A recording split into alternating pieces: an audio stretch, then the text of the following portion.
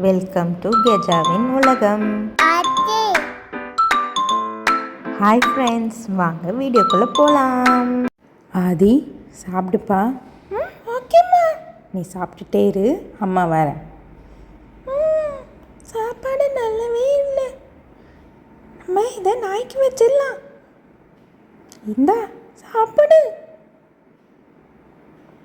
ஆதி, சாப்பிட்டியா?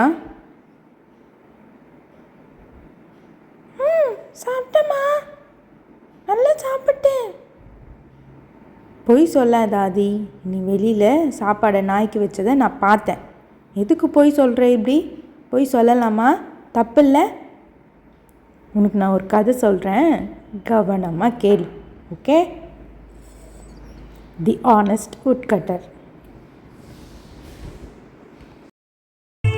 இது ஒரு அழகான சின்ன ஊர். சூரியன் உதயமாகுது, பறவைகள் எல்லாம் குரல் கேட்குது, எல்லாரும் சந்தோஷமாக அவங்கவுங்க வேலையை ஆரம்பிக்கிறாங்க. அந்த ஊருக்கு பக்கத்தில் ஒரு பெரிய காடு இருந்தது. அந்த காட்டு தான் நம்ம கதையோட ஹீரோ ராமு வாழ்ந்துட்டு வந்தார். ராமு ஒரு சிம்பிள் உட்கட்டர். அவர் ரொம்ப புவர், ஆனால் ரொம்ப நல்ல மனசு. எப்போவும் யாருக்கும் எந்த ஒரு கெடுதலும் நினைக்க மாட்டார். அவங்க ஒய்ஃப் லக்ஷ்மி, அவங்களும் அப்படி தான். 2 பேரும் யாருக்காகவும் எதுக்காகவும் போய் சொல்லவே மாட்டாங்க. ஒரு நாள் ராமு ரிவர் பக்கத்தில் மரம் வெட்ட ஆரம்பித்தார். அவர் ரொம்ப கேர்ஃபுல்லாக மரத்தெல்லாம் வெட்டி அடுக்க ஆரம்பித்தார். காடே ரொம்ப சைலண்ட்டாக இருந்தது. இவர் மரம் வெட்டுற சவுண்டு மட்டும்தான் கேட்டுட்டு இருந்தது. அப்போது திடீர்னு அவரை கையில் வச்சுட்டு இருந்த ஆக்ஸை தண்ணியில் போட்டார். அச்சோ, என்னோடய ஆக்ஸ் தண்ணியில் நான் போட்டுட்டேன்னே தெரியாமல். எனக்கு சாப்பாடு தர்றதே அந்த ஆக்ஸை தான். நான் இப்போ என்ன பண்ணுவேன் அப்படின்ட்டு அழ ஆரம்பிச்சிட்டார்.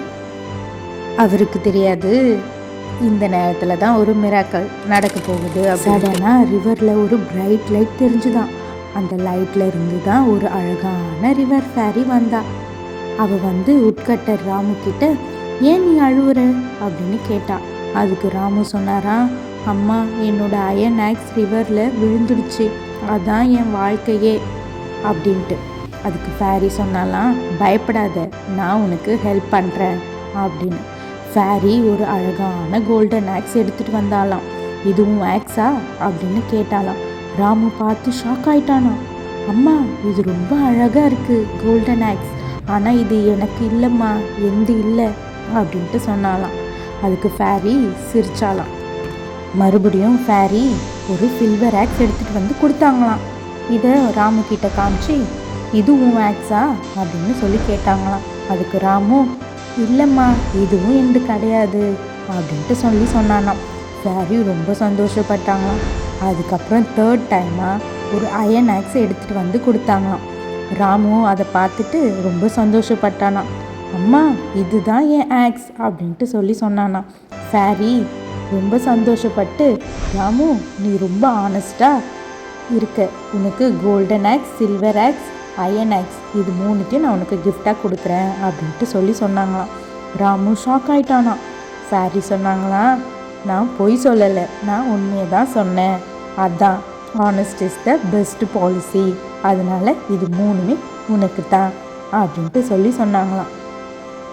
ஃபேரி கொடுத்த ஆக்ஸ் எல்லாம் எடுத்துகிட்டு ராமு வீட்டுக்கு ஓடி போனானா. நடந்த எல்லாத்தையும் அவன் ஒய்ஃப் லக்ஷ்மி கிட்ட சொன்னானா. லக்ஷ்மியும் ரொம்ப ஹாப்பியாக ஃபீல் பண்ணாங்களாம்.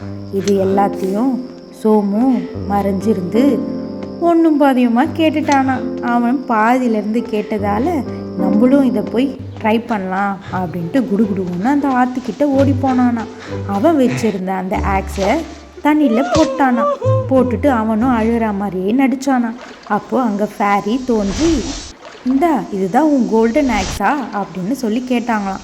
இவன் உடனே, ஆமாம், இது என் கோல்டன் ஆக்ஸ் தான் அப்படின்ட்டு சொல்லிட்டானா.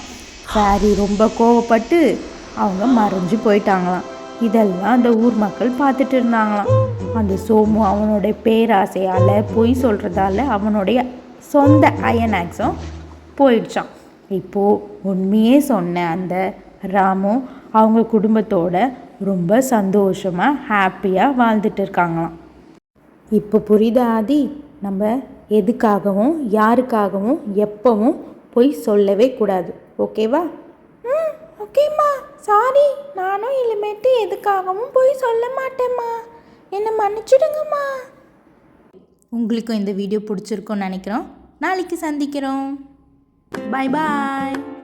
பாய். மறக்காமல் சப்ஸ்கிரைப் பண்ணுங்கள்.